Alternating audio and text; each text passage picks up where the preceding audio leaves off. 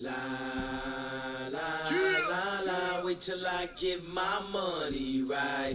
What's going on, everybody? Welcome to Quantum Ascend. I have Verasity up on the screen right now. And I said in the title we were going to be looking at waves 3, 4, and 5. I didn't realize I already did that here back on July 28th. So wave 3, we're looking at 1.5 cents, a drop back down to 0.0063, and then one last final wave up to 3 cents. So go check that video. Check that video out from July 28th for that. So instead, I figured today, let's go ahead and dive into the most recent price action, going back to that local high from December right after the Trump pump. So taking a look, let's go ahead and start with fibs here. I'm going to draw them from the high to the low, and you can see Veracity here that it's down pretty bad going back to that high. We're looking at down 84% right now.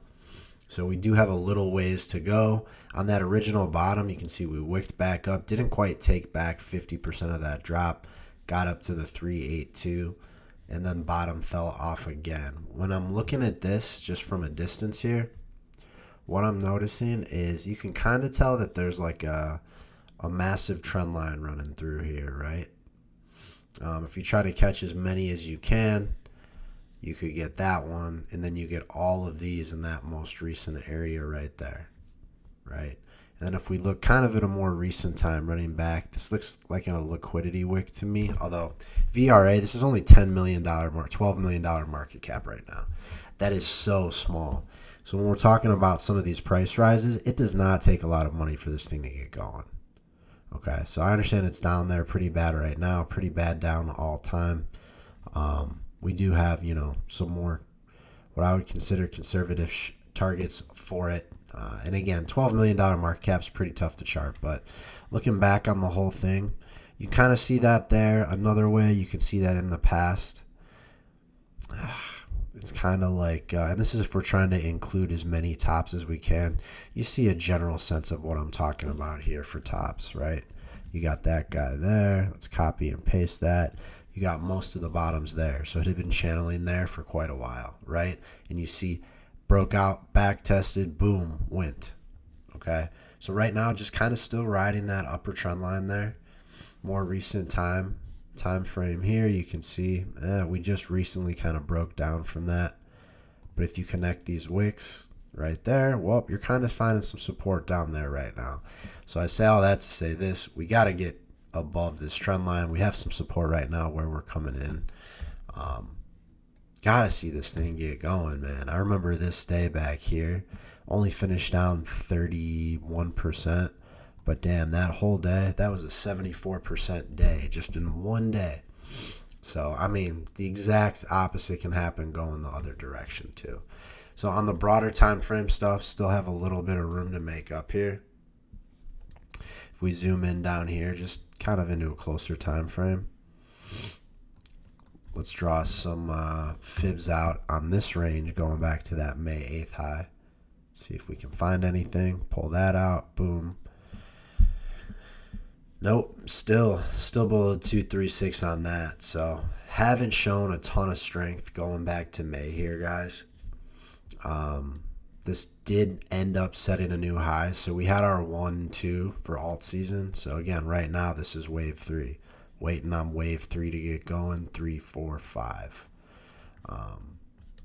But we're pretty low. Like I said, kind of under this this upper trend line for the time being. Let's go ahead. Let's dive in even closer and go back to after this last local high in July. You draw that out. Still, we're just low on all of these ranges that we're running right now. See if we pull a run up from there to there. Can we find some kind of support coming in down here? Boom. Now we do. Going back to that last high, or last low, July 21st, to the last high, July 27th. Guys, even just in that amount of time, that was a 2x right there in the matter of a week, right? So this thing can get going. But if we draw fibs out on that last move, now we can kind of see where these supports are starting to come in. So for VRA, this thing doesn't really look completely done yet. You can view this a couple different ways, like a 1, 2, 3, 4, 5 right now is developing. I don't love that count as much.